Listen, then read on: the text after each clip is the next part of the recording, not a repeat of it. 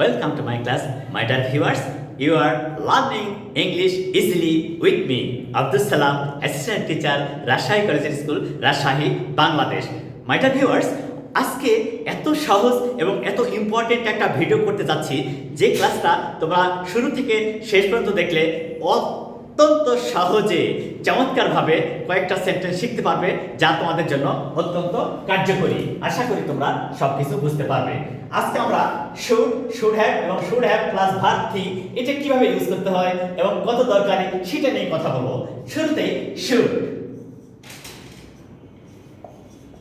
এই শুড অর্থ উচিত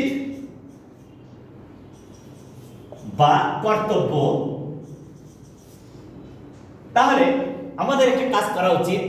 আমি কি করি? আমি স্টুডেন্ট, আমার এই কাজটা করা উচিত। আমি কি শিক্ষক, আমার এই কাজটা করা উচিত। এই যে করা উচিত, থাকা উচিত, যাওয়া উচিত, এইরকম ক্ষেত্রে শুড প্লাস ভার্বের বেস ভার্ব হয়। শুড প্লাস ভার্বের বেস ভার্ব হয়। তাহলে কেমন স্ট্রাকচারটা হবে? তোমার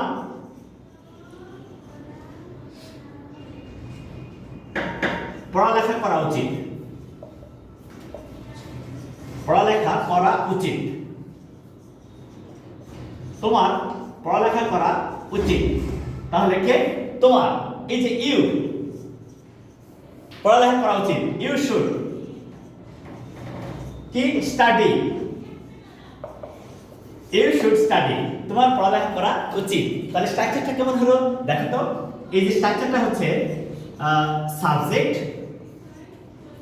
plus should plus base form of verb.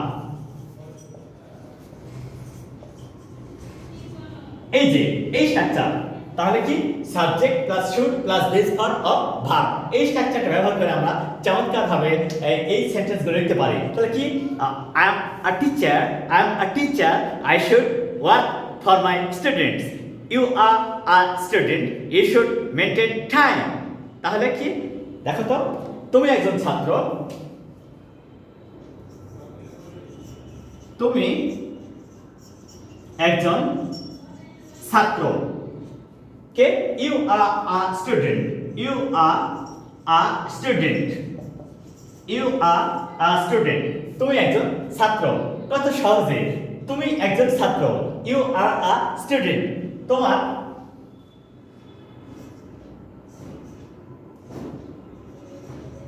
তোমার উচিত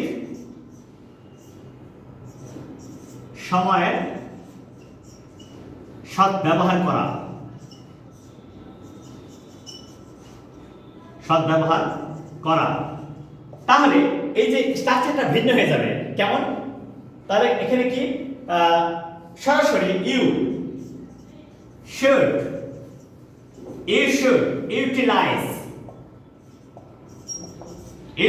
ইউটিলাইজ টাইম।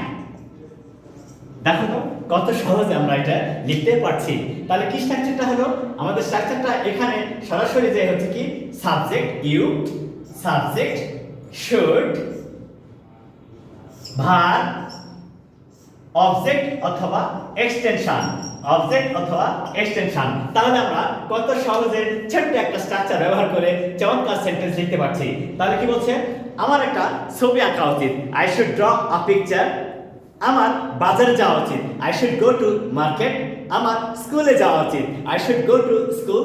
আমার কলেজে যাওয়া উচিত। I should go to college.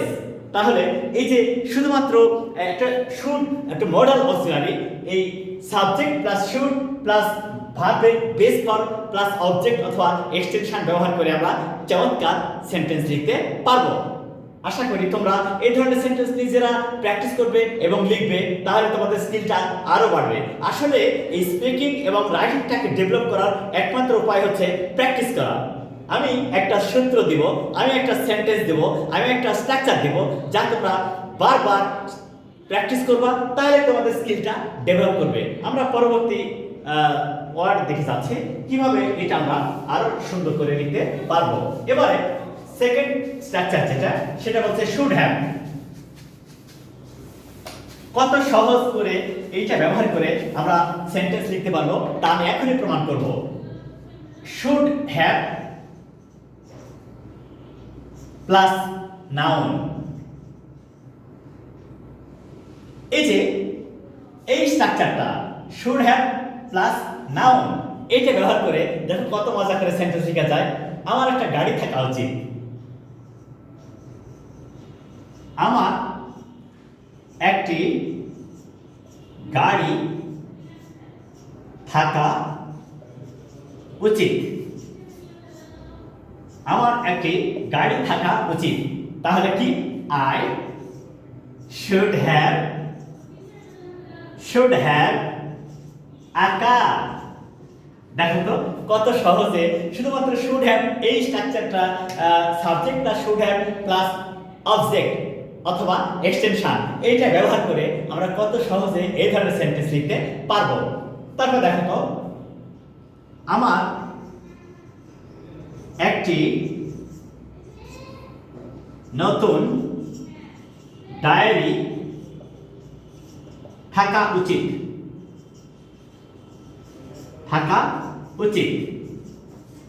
দেখো তো কার? আমার আই শুড হ্যাভ,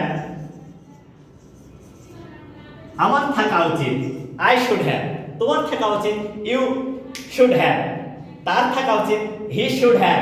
তাহলে আই শুড হ্যাভ, আমার থাকা উচিত কি? A new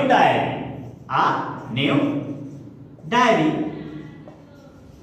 so my dear viewers, কত চমৎকার এবং সহজ করে সিম্পল একটা স্ট্রাকচার ব্যবহার করে আমরা অনেক সুন্দর সুন্দর সেন্টেন্স লিখতে পারি। আচ্ছা, তুমি বলছো যে I would like to go to long tour, I should have a car to enjoy the journey, I should have a personal car to enjoy the journey. তারপর বলছো যে আমি বাইরে শুটিং করব, কিছু ভালো ভিডিও তৈরি করব, আমার একটা DSLR ক্যামেরা থাকা উচিত। I want to make some videos, so I should have a DSLR camera. তাহলে আমার থাকা উচিত, এই ক্ষেত্রে শুড হ্যাভ প্লাস নাউন অথবা নাউন ফ্রেজ, বা এক কথায় স্ট্রাকচারটা এইভাবেই হবে। সেটা কি? সাবজেক্ট প্লাস শুড হ্যাভ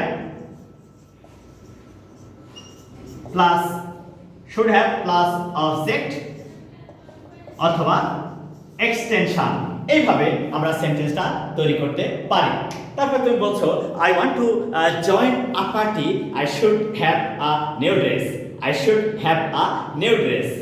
এইভাবে চমৎকার করে কত সহজে সেন্টেন্স লেখা যায়। শুধুমাত্র এই স্ট্রাকচারটা ব্যবহার করব, শুড হ্যাভ প্লাস নাউন। এই শুধু এই ছোট্ট একটা স্ট্রাকচার ব্যবহার করে আমরা অনেক সেন্টেন্স লিখতে পারবো। এরপরে আমরা যাচ্ছি তারপরেরটা, সেটা কি? Should have plus verb 3 plus object অথবা এক্সটেনশন। দেখো তো এটা আমরা কিভাবে ব্যবহার করতে পারছি।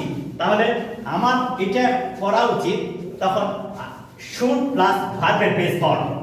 আমার এটা করা উচিত, শুড হ্যাভ প্লাস ভার্বের বেস ফর্ম। এটা আমার থাকা উচিত, এটা যাওয়া উচিত, এটা আমার করা উচিত, তখন শুড হ্যাভ প্লাস নাউন। এরপরে হচ্ছে should have plus verb 3 plus object or extension. এইভাবে কিভাবে আমরা একটা সেন্টেন্স তৈরি করতে পারি। তাহলে শুড হ্যাভ আর শুড হ্যাভ প্লাস ভার্ব 3 এর পার্থক্যটা কি? পার্থক্য হচ্ছে যে আমার এটা থাকা উচিত আই শুড হ্যাভ, আর এটা আমার থাকা উচিত ছিল, এটা আমার করা উচিত ছিল, ওখানে আমার যাওয়া উচিত ছিল, তখন হবে শুড হ্যাভ প্লাস ভার্বের পাস্ট পার্টিসিপল ফর্ম। যেমন আমার একটি ছবি আঁকা উচিত ছিল, আমার একটি ছবি আঁকা উচিত ছিল। তাহলে I should have drawn a picture। দেখো তো কত সহজ এবং কত মজা। আমার এই কাজটা করা উচিত ছিল, তখন I should have। তুমি বলছো যে আমার এই জিনিসটা তো কেনা প্রয়োজন, আমার বাজারে যাওয়া উচিত ছিল, তাহলে কি হবে? আমার বাজারে যাওয়া উচিত ছিল, আমার বাজারে যাওয়া উচিত ছিল। তাহলে কি হচ্ছে? I should have gone, I should have gone to market, I should have gone to market।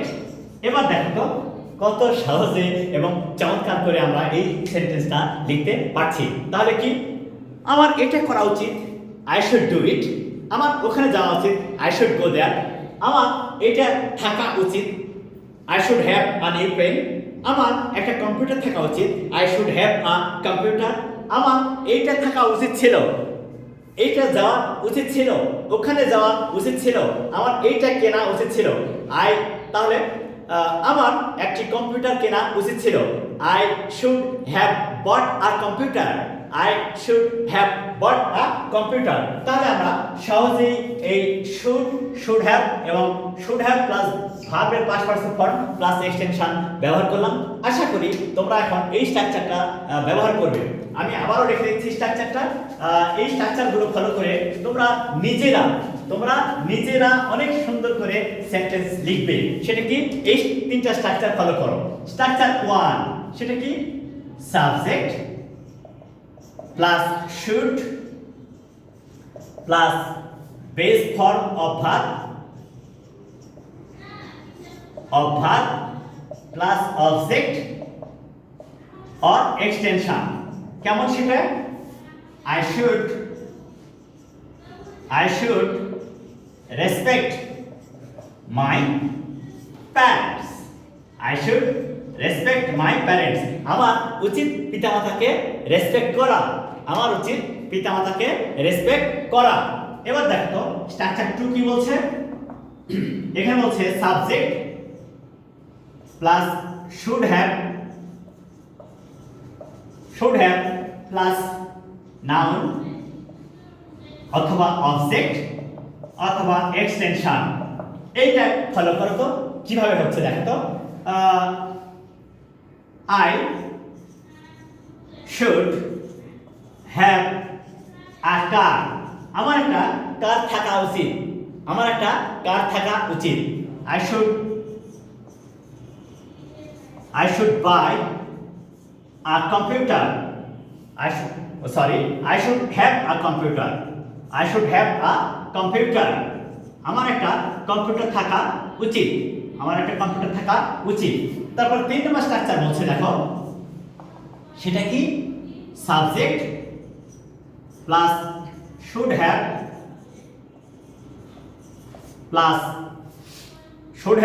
Plus past participle form of verb plus object or extension. তাহলে কি?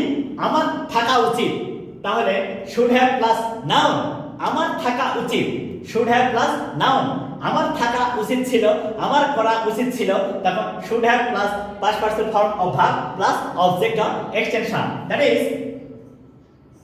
I should have finished my work, I should have finished my work, আমার কাজটা শেষ করা উচিত ছিল, আমার কাজটা শেষ করা উচিত ছিল। So my dear viewers, in this way you can easily practice hundreds of sentences to develop your skill. I hope তোমরা এই স্ট্রাকচার 3টা ফলো করে অনেক সেন্টেন্স লিখবা যা তোমাদের রাইটিং এবং স্পিকিংটাকে আরো অনেক ডেভেলপ করবে। Okay, please like my channel, share it to your friends and subscribe it. Thank you.